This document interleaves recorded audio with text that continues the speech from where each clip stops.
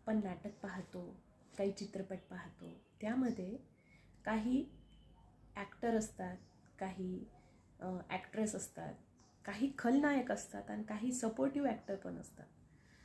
तसंच आपल्या जीवनरूपी नाटकामध्ये आपण प्रमुख पात्र असतो.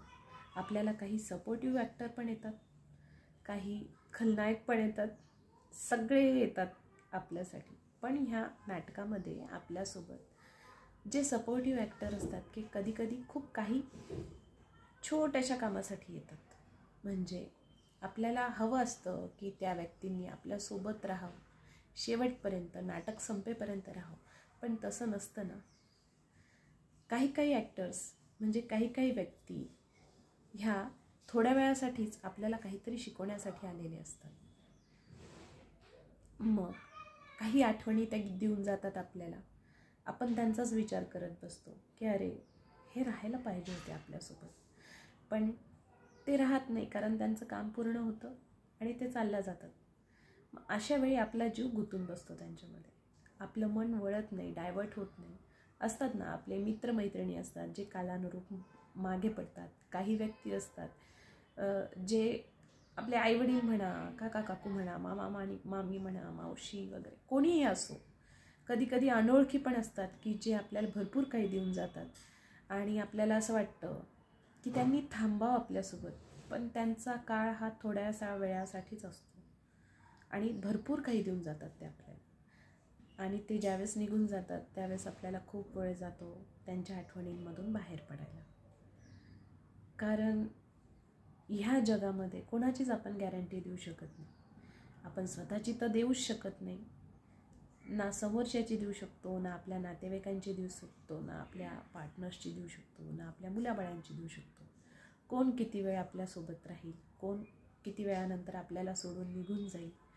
अशा वेळी आपण त्यांच्यामध्ये आपलं मन गुंतवून बसतो ना. ते सोडून गेल्यानंतर आपण त्यांचाच विचार करत बसतो दिवस रात्र. पण त्याच्यामध्ये आपले आईवडील, आपले लेकरं असतात, आपले जवळचे असतात, आपले मित्रमैत्रिणी असतात. सारखा त्यांचाच विचार करतो. अरे ते असले असते तर, अरे ते असले असते तर किती मजा आली असती, त्यांनी हे म्हटलं असतं, त्यांनी हे केलं असतं.